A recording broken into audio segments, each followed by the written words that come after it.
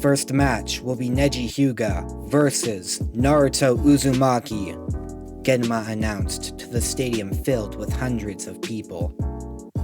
Above the rest was the Kage booth, Hiruzen and the Kazekage watching the finals below. The Kazekage leaned forward in his chair to look at the first match. I've heard interesting things about these first shinobi. The Hyuga is a genius despite being from the branch house, and the blonde is an underdog of sorts. That's correct, Lord Kazekage. However, I doubt this will be a one-sided match. Naruto has grown tremendously over the last month. The Kazekage chuckled. I look forward to seeing him in action.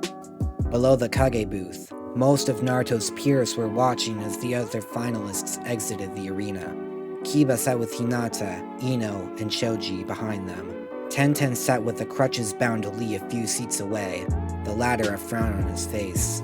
The Jonin sat in the back of the crowd.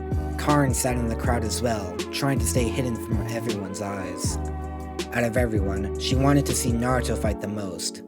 She'd heard stories of the Uzumaki and their strength, but didn't seem to possess it herself. She wanted to see what her newfound cousin could do. The only ones who weren't present were Kakashi and Sasuke. Clearly, the Uchiha had taken after his tendency to be late. Naruto stared at Neji, his gaze cold. The Hyuga stared back, scowling.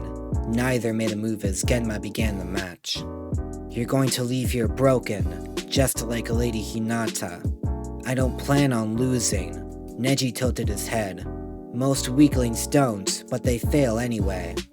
It's pointless to defy destiny. I don't care about destiny. If fate tells me I won't amount to anything, then so be it. I'd rather die than obey destiny. Neji shook his head. And that is why you will lose. The Hyuga slipped into his stance, Naruto dashing forward with soul speed. The Hyuga sidestepped, avoiding the blonde's flurry of kicks. Lady Hinata tried to defy destiny and paid the price. She lost to me, and she will lose to her younger sister, who's already superior despite her age. Lady Hanabi will become leader of the Hyuga at this rate. Naruto jumped back, using a combination of Gale Palm and Flaming Palm. Neji used the Gentle Fist style to disrupt the chakra, the flames dispersing. A bout of taijutsu ensued. From what I've heard, you Hyuga have a main and branch house, and the branch house is ruled by the main house. For someone who claims to believe in destiny, you seem adamant about defying it yourself. Neji's Byakugan activated, slamming his palm into Naruto's chest, sending him flying. Smoke engulfed him, a dozen shadow clones charging at Neji. All he needed to do was jab each one in the chest and they vanished. Wind style, air current dance! The Genin weaved through each other's defenses, but neither managed to land a decisive hit. Neji kept his emotions in check, but Naruto could tell he was growing frustrated. He pushed off his arms, releasing a fireball. Neji avoided it, delivering a flurry of palm strikes and jabs. Naruto felt his body growing heavier, a side effect of the Gentle Fist. How do you know about the split houses? Neji asked. Does it matter? Naruto retorted. The point is that you're a hypocrite. Neji gritted his teeth, dashing towards Naruto. The blonde flipped over him, aiming to sweep his legs. The Hyuga jumped, throwing an explosive kunai. Naruto bounced away using his soul speed, charging through the smoke. Taijutsu ensued, Naruto pushing the Hyuga back with his superior speed. Hurting Hinata unnecessarily during the preliminaries, defying the main house, being a genius, all of that defines your so-called destiny. If destiny was real, you wouldn't be here fighting me. Neji delivered a jab to Naruto's throat, making him fall to the ground, coughing up blood. Call me a hypocrite all you want. You will still lose. I'm stronger than the main house could have imagined. I will surpass them and defeat them by force if I must. I will not allow myself to be caged. Fire style. Flying Phoenix, Naruto coughed out. The blonde's feet rose above his head, grazing Neji's chin. He grabbed the Hyuga's collar, both flying into the air. Naruto released him, spinning to send Neji back down with a wind-powered kick. Neji hit the earth with a thud, Naruto flying down a few feet away. Neji rose back into his stance, Naruto frowning. It was no surprise he could take a beating. He had Lee as a teammate and Gai Sensei as a teacher.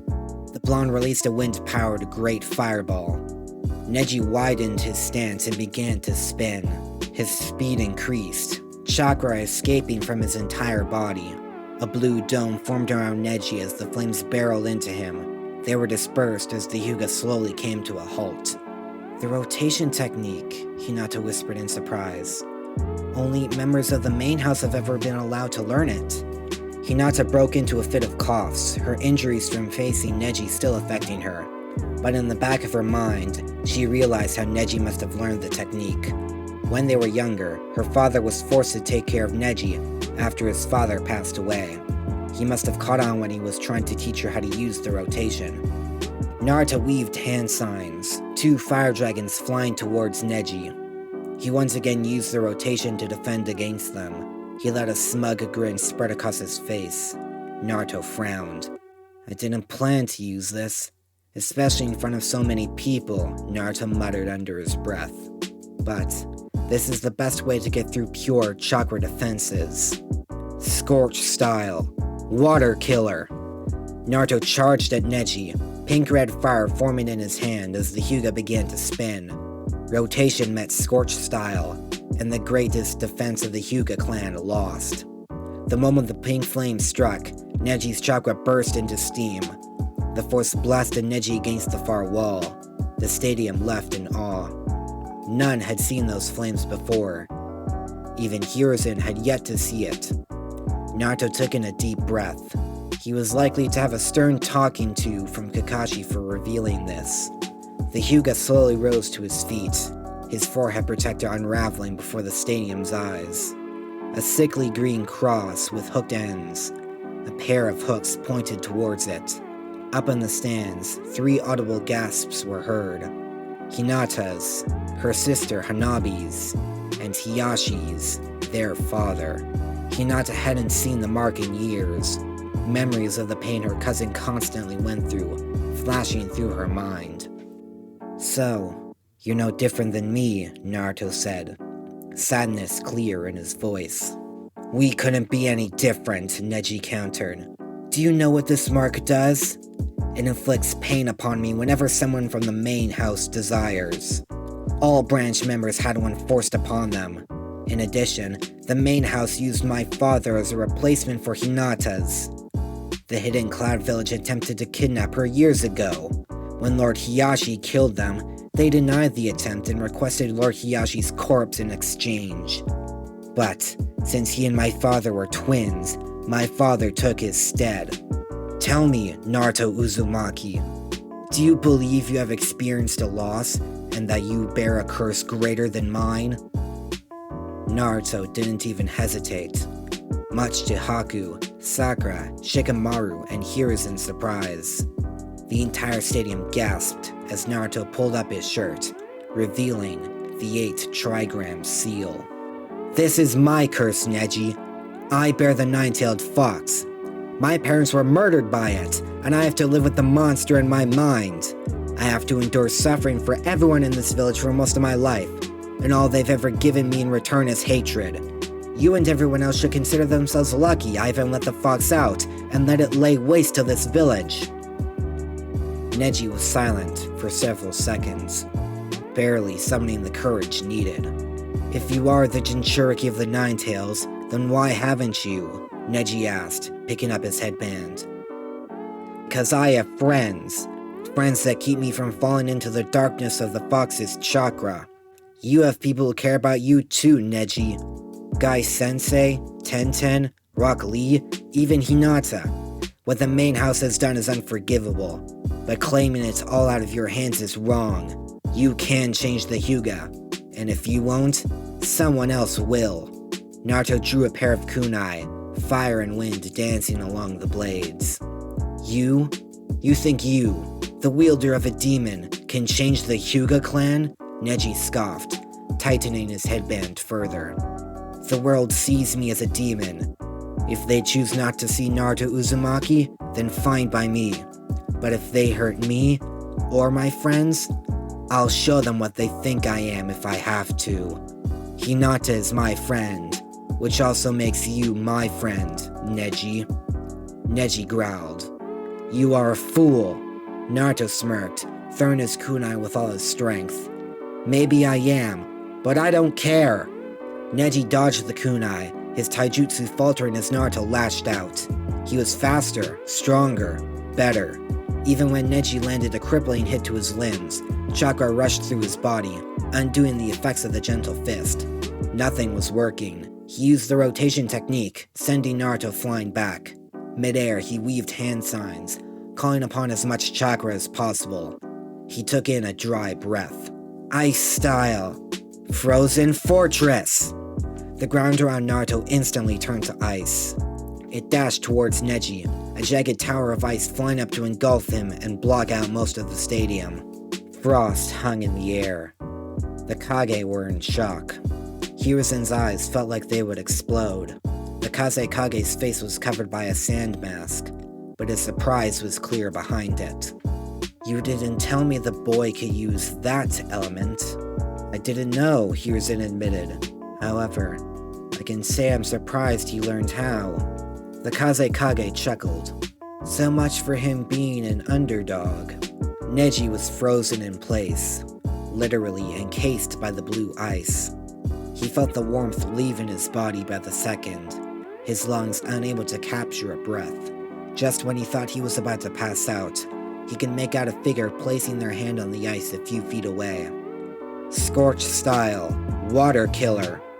In seconds, the ice transformed into steam, the pillars of vapor floating into the air. Neji fell to the ground, gasping, his body in limbo between hot and cold. Naruto walked up to Neji, a stern expression on his face. Face it, Neji. Destiny doesn't define you. It's you who defines your destiny. Make it count. Neji only stared at the boy. He was a monster, but not the Nine-Tails. He was a different kind of beast, and he didn't know if that was good or not. Even so, perhaps there was truth in his words after all. Neji Hyuga is unable to continue. The victor is Naruto Uzumaki, Genma declared. The stadium was deathly silent, filled with shock and horror. Naruto stared up at the civilians, emotionless. He expected this kind of reaction. What he didn't expect was to hear a single pair of clapping hands. He squinted, focusing in on Hinata, a thin, warm smile on her face. A second later, over in the finalists' booth, Haku began to clap as well, Sakura reluctantly following suit. Beside them, Shino was staring at Naruto behind his glasses. But there was something different in his posture. He was relaxed, something Shino rarely appeared to be. I guess he has known about the Nine-Tails all along. Naruto sighed, silently walking out of the arena, the sound of his few remaining friends clapping, slowly fading away. His ears began to ring from the silence, vaguely hearing the next match being called. He reached the finalist booth, passing Shikamaru. Nice going. Now you're the most feared ninja in the village. It's better than being the most feared demon, I guess. Shikamaru snorted. Just don't get yourself killed. Sure thing, Naruto replied blankly. Hey, then Nara added, resting a hand on the blonde's shoulder. The others from the academy will come around. Just give it some time. Naruto forced a nod and foxy grin. Shikamaru didn't buy it, but continued down the stairs. The long match between him and Tamari gave the blonde time to think. He knew that Shikamaru would give up, even if he was winning. Haku didn't bother him, despite how much he felt she should. It wasn't until Sakura and Shino's match was called did he come back to reality. Shino jumped down to the arena, Sakura following. The two looked at each other, silently. Shino was unreadable, as always. Sakura took in a deep breath as Genma started the match. The moment he did, Sakura ran through hand signs.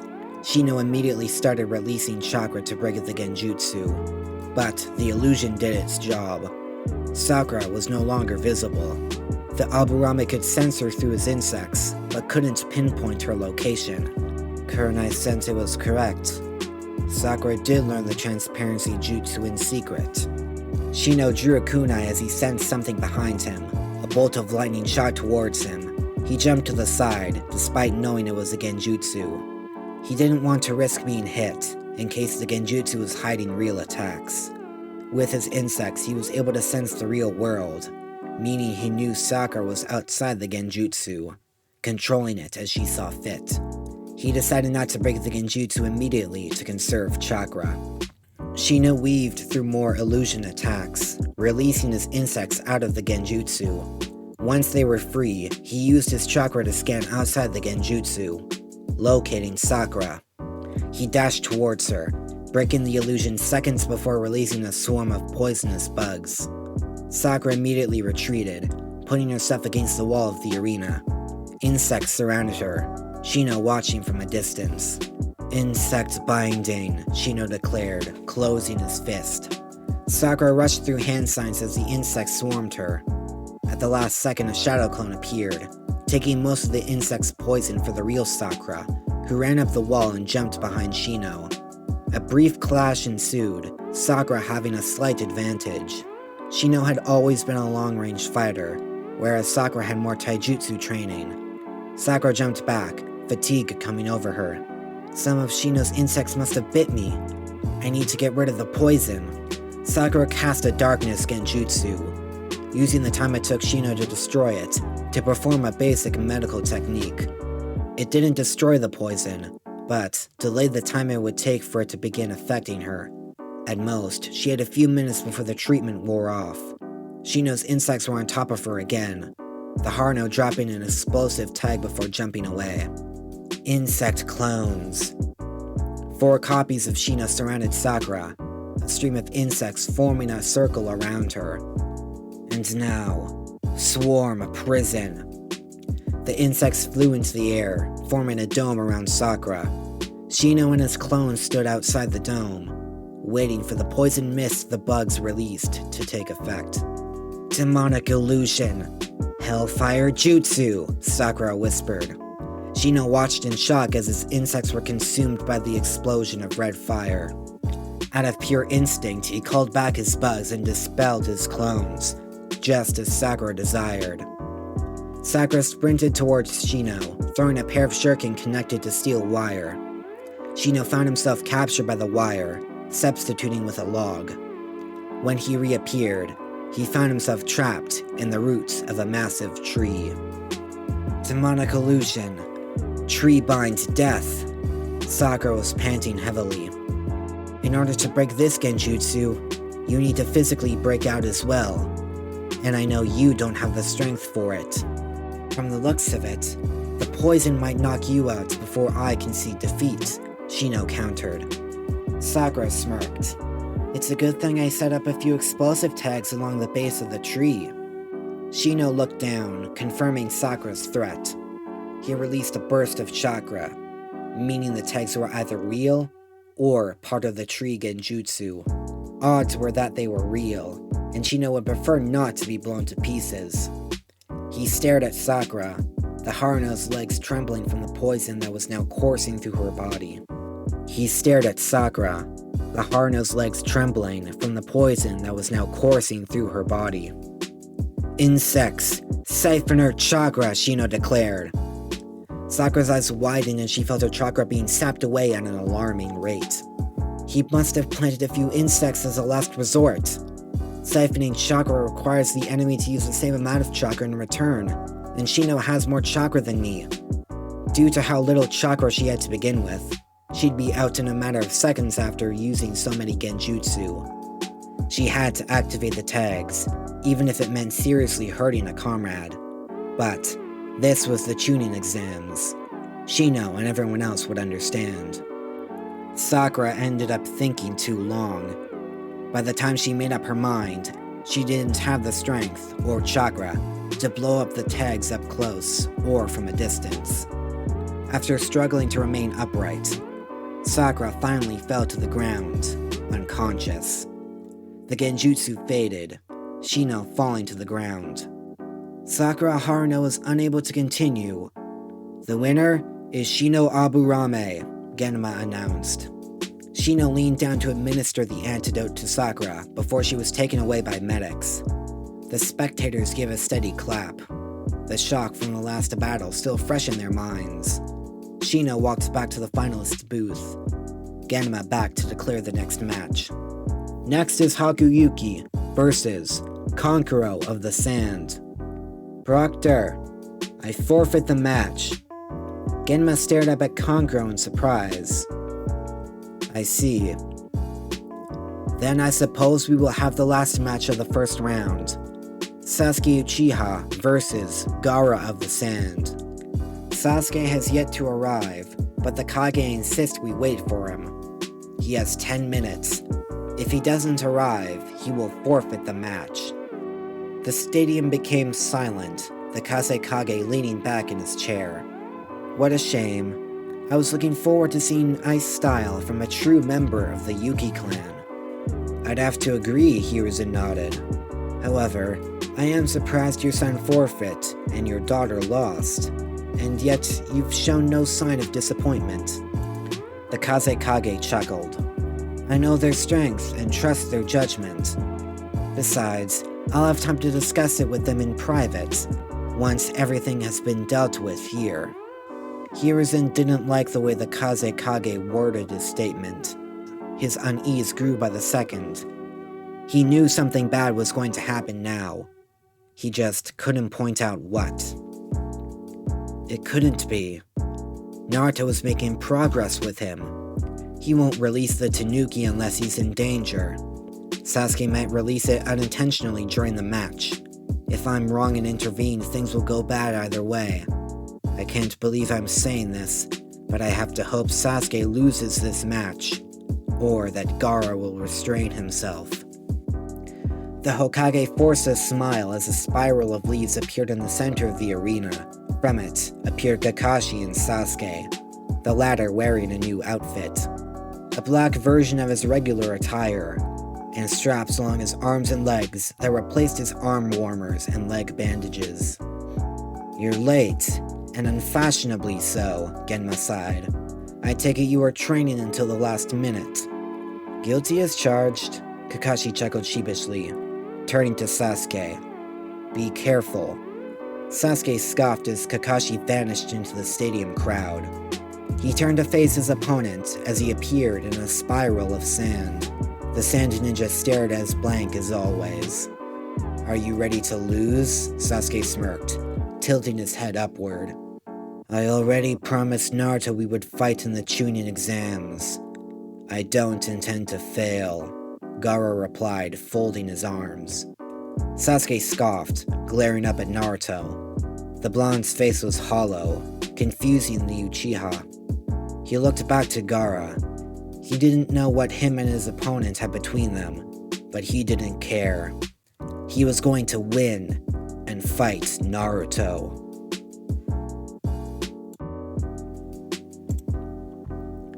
If you like what you just heard, consider hitting the subscribe button and bell icon to get notified about new videos.